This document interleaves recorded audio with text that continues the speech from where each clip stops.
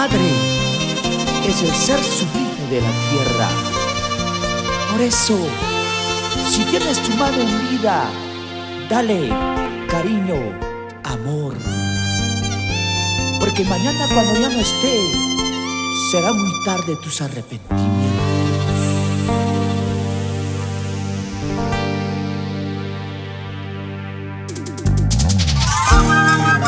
Cuando la vida te deje sin palabras, canta y expresa tus sentimientos. Somos los auténticos.